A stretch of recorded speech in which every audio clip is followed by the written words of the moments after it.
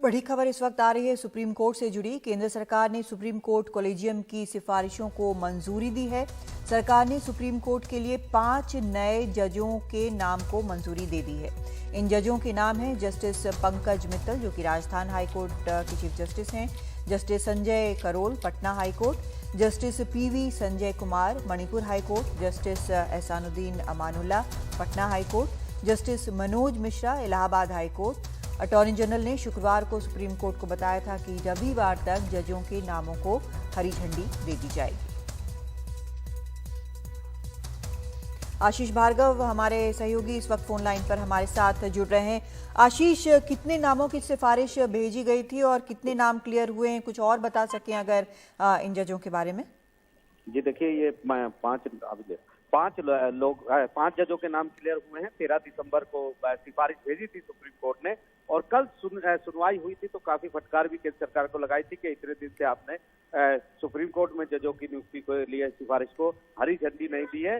और attorney general ने केंद्र सरकार की तरफ से कहा था कि रविवार तक वारंट इशू हो जाएंगे, लेकिन सूत्र बता रहे हैं कि गुरुवार को ही तमाम प्रक्रिया पूरी हो चुकी थी। प्रधानमंत्री की तरफ से फाइल क्लियर हो गई थी, राष्ट्रपति ने भी साइन कर दिए और आज ये जो है सारी चीजें होने के बाद नोटिफिकेशन यानी वारंट जो है नियुक्ति का इश्यू हो गया है। 5 जज सुप्रीम कोर्ट को मिल गए हैं। सोमवार को वो शपथ ले सकते हैं। इनमें अब सुप्रीम कोर्ट में जो कुल क्षमता है वो 34 जजों की है, जिनमें 27 जज अभी काम कर रहे थे। तो अब जो है 32 जज हो जाएंगे, लेकिन पिछले मंगलवार को सुप्रीम कोर्ट ने 2 और जजों की नियुक्ति की सिफारिश की है। उम्मीद ये की जानी चाहिए कि अगले हफ्ते में कभी भी सोमवार के बाद उन दोनों जजों की नियुक्ति हो जाएगी और इसके बाद ये जो है पूरे 34 की संख्या जो है क्षमता, पूरी सुप्रीम कोर्ट अपनी क्षमता के साथ काम करेगा। जी ये जो जजों के नाम भेजे गए थे, इनको एक बार में क्लियरेंस मिली है या फिर दोबारा भेजे गए कोई नाम भी इनमें है? जी देखिए, आपको मैं बता दूं, जो आमतौर पर सुप्रीम कोर्ट में नाम भेजे जाते हैं वो हाई कोर्ट के जजों के नाम होते हैं ज्यादातर। बहुत कम संख्या उन जजों की होती है, उन लोगों की होती है जिनको बार से सीधे यानी वकील से सीधे जज बनाया जाता है। तो यहाँ पर वो क्योंकि पहले से जज हैं, उनके नाम अमूमन वापस नहीं भेजे जाते सरकार के द्वारा। उनको उनकी सिर्फ नियुक्ति के लिए वारंट इश्यू करना होता है, क्योंकि वो पहले से बतौर जज काम करते रहते हैं। तो उनके ऊपर कोई बहुत ज्यादा जो दिक्कत है या आपत्ति केंद्र सरकार को नहीं होती है।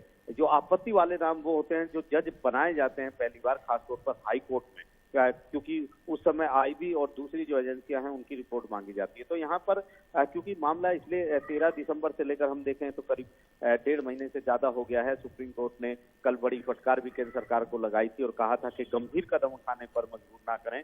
अगर ऐसे न्यायिक आदेश देने पड़े तो वो असहज हो सकती है सरकार, इसलिए वो नियुक्तियां करे। और अब जाकर सुप्रीम कोर्ट में ये नए 5 जज आ रहे हैं 13 दिसंबर की सिफारिश के बाद। जी बहुत शुक्रिया आपका आशीष इस पूरी जानकारी के लिए। तो 5 जजों के नाम को अब क्लियरेंस दे दी गई है। कॉलेजियम ने इन नामों की सिफारिश की थी और अब जो कुल संख्या है सुप्रीम कोर्ट में जजों की वो 32 हो गई है।